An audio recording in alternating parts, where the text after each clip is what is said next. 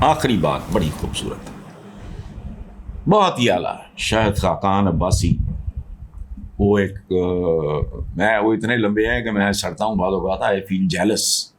اتنا لمبا آدمی مطلب میں 2-4 انچ مینوں مل جاندے میری ٹور بن جاندی، وہ بگڑنا کچھ نہیں سی.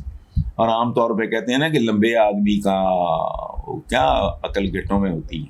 میں شاہد خاقان عباسی کو ایک بہت سینسیبل آدمی، ایک دو جھکے ماری ہیں بہرحال، لیکن وہ میں نے 10-20 ماری ہوں گی، وہ کوئی بات نہیں.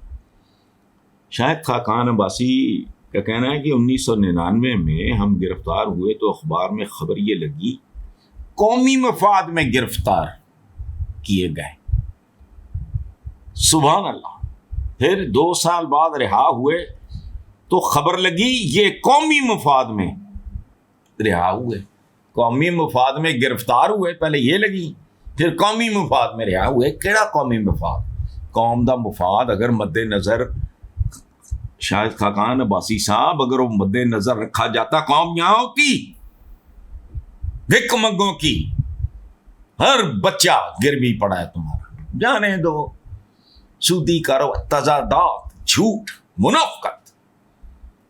میں اکثر کہتا ہوں کہ جو میں بھی سود کے کاروبار مجبوری ہے. حضور کا ایک فرمان پڑا تھا کہ میری امت پہ ایک وقت آئے گا جو سود نہیں کھائے گا اس تک سود کی گرد یا دھواں وہ ضرور جائے گا. کیسے؟ اگر آپ ویکیشنز پہ یا کسی فنکشن پہ گئے ہوں، پیچھے بل آ جائے، 4 دن لیٹ ہو جائے تو ڈیو ڈیٹ پہ اتنا ہے، باقی جو سر چارج ہے وہ تو سود ہے. تو فراڈی لفظ ایجاد کرتے ہیں. یہ تو کوئی پتہ نہیں بھوک پہ ٹیکس لگا دیں، اور بھوک کا نام پتہ کیا رکھیں گے؟ ڈائٹنگ ٹیکس. یہ بھوکا نہیں، یہ ڈائٹنگ کر رہے ہیں. قومی مفاد کا اگر کبھی کسی نے سوچا ہوتا، اپنی دہاڑیاں سوچی ہیں، اپنا اقتدار سوچیں، اس تو علاوہ نہیں. پاکستان ہوتے تسی نیوٹرل جائے لوگ بھی ہوتے، ڈکیت نہ ہوتے، نارمل عقل ہوتی، ایوریج عقل کے مخلص ہوتے، تھوڑے سے متوازن ہوتے. کوئی سقراط بکرات افلاطون نہیں چاہیے. پاکستان اس سے کروڑ گنا بہتر حالات میں ہوتا. اچھا آگے کہتے ہیں شاہد خاقان عباسی صاحب، آج پاکستان میں تقریباً ہر آرٹیکل کی خلاف ورزی ہو رہی ہے. کسی بھی ملک کے استحکام کے لیے رول آف لا سب سے ضروری ہے، اور جب تک ہم آئین کو نہیں مانیں گے ملک نہیں چلے گا. 78 سال تو چل ہی رہے ہیں، باقی عطا بنگلہ دیش ہوتے چلی جا رہے ہیں. اللہ خیر کرے. کہتے منہ چنگا ہوئے تو گل بھی چنگی کر لو.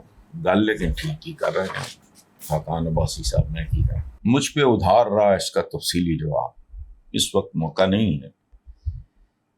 2 سوال اور میرا انتظار کر رہے ہیں. شہباز شریف نے کہا ہے کہ 1972 میں میرے والد، مرحوم والد، پاکستان میں سب سے بڑی سٹیل انجینئرنگ فیکٹری کے مالک تھے.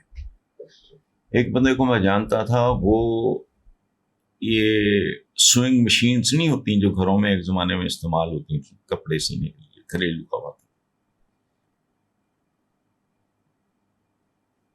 وہ صاحب کا میں نام بھول گیا ہوں. وہ کمفرٹیبل آدمی تھے، کمفرٹیبل، کھاتے پیتے، کرتے کیا تھے؟ سلائی مشینوں کی ہتھیاں بناتے تھے. ٹھیک. تو لوگ ان کو پیار سے، احترام سے مستری اور یہ اور وہ، مطلب اس طرح کے القابات ملتے ہیں جب لوگ کیریئرز پہ آتے ہیں. وہ کیا تھے مجھے یاد آ رہے ہیں. مان لیا اسٹیل انجینئرنگ فیکٹری کے مالک تھے. اچھا مجھے صرف اتنا بتا دیں، اس سے سمجھ نہیں آتی نا بندے کو کیا کوئی جو روسیوں نے دی تھی کوئی ویسی اسٹیل مل تھی. اچھا اس میں کچھ اپنے محسنوں کے نام کو ذکر کرتے تھے نیشنلائزیشن کے بعد کا. وہ بھٹو نے تو چھوڑا ہی کچھ نہیں تھا، انہیں تو برف خانے بھی نیشنلائز کرتے تھے. یہی اس کی حماقتوں میں سے ایک تھا. تو یہ تو کوئی کوالیفیکیشن ہے نہیں. میاں اظہر مرحوم مجھے یاد آتے ہیں، ان سے میں سن چکا ہوں بہت کچھ. مان لیا جو فرمایا کہ شہباز شریف نے 72 میں میرے مرحوم والد پاکستان کی سب سے بڑی سٹیل انجینئرنگ تھی کیا، اچھا، اس کا ایک سادہ جواب ہے بغیر کسی بحث میں پڑے کہ 1972 میں جب وہ نیشنلائز ہوئی اس سال کتنا ٹیکس دیا تھا. ختم، ساری کہانی ختم. ٹیکس کتنا دیا تھا. اچھا، ہم چونکہ ٹیکس چور لوگ ہیں، میں نہیں ہوں اتفاق سے، کرنا چاہوں گی تو نہیں کر سکتا چونکہ میرا پیکج ہوتا ہے اور وہ حرکت میں کرتا نہیں جو کچھ لوگ کرتے ہیں. وہ اداروں کو کہتے ہیں کہ جی ہمارا جو پیکج ہے کاغذات میں آدھا ہوگا باقی کیش ہے. میں یہ گھٹیا کام کرتا ہوں، لیکن ہم ٹیکس چور لوگ. اس کے باوجود جتنا 72 میں ٹیکس دیا تھا آپ کو تو پتا ہوگا، اس کو دگنا بھی کر رہے ہیں تو وہ کتنا تھا جو officially tax paid to the government of Pakistan then. آگے اچھا، لیکن اس کو نیشنلائز کرے جس کی وجہ سے ان کے ہاتھ میں کچھ بھی نہیں تھا، جس کے بعد والد نے محنت جاری رکھی اور 18 ماہ میں 6 فیکٹریاں بنا لی. ضیاء الحق نے کیا کیا تھا آپ کے ساتھ؟ You are probably the only one who was heavily compensated. وہ compensation کیا تھی میں نہیں جانتا. سوال سادہ. اچھا، یہ چھوڑ دیتے ہیں. بنیادی سوال ہے ٹیکس 72 میں کتنا تھا؟ یہ جہالت تھی بھٹو کی. اس نے تو اس ملک کا بیڑا غرق اقتصادی طور پہ اس لیے کی تھا. روٹی کپڑا مکان آج بھی بک رہا ہے. ہم جیسے جب لوگ ہوتے ہیں خود چول ہوتے ہیں تو پھر اس طرح کے سودے بکتے رہتے ہیں. ادروائز کدھر ہے روٹی، کدھر ہے کپڑا، کدھر مکان؟ نیشنلائزیشن کے نتیجے میں اس ملک کا بیڑا غرق ہوا.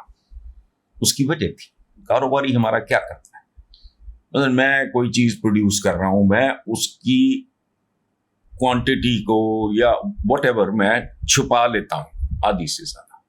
یہ جب بدماش بیوروکریٹس آئے تو وہ ڈکلیئرڈ انہوں نے کہتے تھے کہ جی اچھا ہے کی میلیا کی کاربونیٹ جو بھی گند بلا، یہ اتنے لاکھ ڈبے بناتے تھے، ہم اس سے زیادہ بنا رہے ہیں، حالانکہ اس سے 3 گنا بناتے تھے اور ٹیکس پہ جاتے. یہ چھوٹی چھوٹی باتیں. پھر یہ ہوتا ہے کہ اقتدار ہو تو آدمی کی LC بھی 0 مارجن پہ کھل جاتی ہے.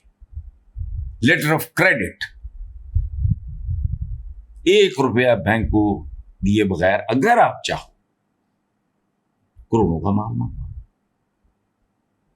آ جائے تو ویئر ہاؤس کر کے تو ایک بیچارہ 2 کوڑی کا یا 2 انسپیکٹر کسٹم سے بول سکتے ہیں، بالکل بیچ باٹ کے بینک کو اس کا LC مارجن بھی دے دو، اپنا پروفٹ. اچھا، یہ کاروباریوں کی میں بات کر رہا ہوں. ہاں یہی کچھ ہوتا ہے اس ملک میں. یہ آتا نہیں کہ ٹیکس اس ملک میں جو دیتا ہے وہ سیلریڈ آدمی، باقی اچھا ان کا لائف سٹائل یہ وہ سارا دکھے. اس سے آگے ذرا چلتے ہیں. 18 ماہ میں 6 فیکٹریاں بنا لی. کچھ موسند بھی نام ہوں گے. ضیاء الحق سر فہرست ہے جس نے اس کو ڈی نیشنلائز کیا، اس کا کوئی ذکر نہیں. اچھا، اب ایک آخری بات میں کرتا ہوں. کئی سال پہلے سننے والوں میں سے بہت سے جو ہمارے نوجوان بچے ہیں وہ پیدا بھی نہیں ہوئے. شہباز شریف نے جوش جذبات میں کتابچہ نما کتاب لکھی جو میں نے پڑھی ہوئی ہے. اس کا نام تھا عزم و ہمت کی داستان. وہ سچ تھا. میرے پاس آج بھی شاید کہیں پڑھی ہو. کتاب تو اس کو نہیں کہنا چاہیے، کتابچہ ٹائپ چیز تھی، منی بک کہہ لیں آپ چھوٹی سی. وہ شاید بیلی پور والے گھر میں کہیں پڑھی ہو. یہاں مجھے نظر نہیں آئی ہے، ادھر ادھر چلی گئی because it was not an important book. میرے پاس ہزاروں کے حساب سے کتابیں ہیں لیکن وہ ویلیویبل جو بکس ہوتی ہیں وہ اس طرح کی. وہ مجھے پتہ نہیں کس نے دی تھی، کیا دیا تھا، میں نے وہ پڑھی ہوئی ہے. سب کچھ یاد، سب کچھ یاد ہے. عزم و ہمت کی داستان کتاب آئی. جذبات ایک ہوتی تھی ہماری فلموں میں ملکہ جذبات ہی ہیں شہنشاہ جذبات، وہ لکھ دی. گھر والوں کو پتہ لگ گیا کتاب غائب کروا دی گئی، دوسرے ایڈیشن کی نوبت نہیں آئی۔ میرے جیسے خاکسار قسم کے کالم نگار کی کتابوں کے پتہ نہیں کتنے کتنے ایڈیشنز، یاد بھی نہیں، 10 15 20 22 25 26 ہے ہی نہیں، حساب ہی کوئی نہیں۔ وہ کتاب کدھر ہے؟ میں اپیل کرتا ہوں اپنے ویور سے، اگر کسی کے پاس ہو، مجھے خود نہیں پتا، میرے پاس اتنی کتابیں ہیں، میں وہ کتابچہ سے کدھر سے ڈھونڈوں، اور نہ ہی میرا وہ ایشو ہے۔ کتاب اٹھوا لی گئی تو ظاہر ہے جو کتاب بزرگوں نے کہا چک، محمد کی داستان چک، وہ ایسی تھی کہ انتنی نکالوں گا سڑکوں پہ کسی کا لوٹا ہوا مال وصول کروں گا۔ انہوں بیٹھے کی کر رہے ہیں، دوسرا ایڈیشن آتا، پھر تیسرا آتا، آج کی نسلوں کو پتا ہوتا، خود شہباز شریف صاحب کی لکھی ہوئی کتاب۔ سو اس لیے اس کو ٹھپا ہی رہنے دو تو بہتر ہے۔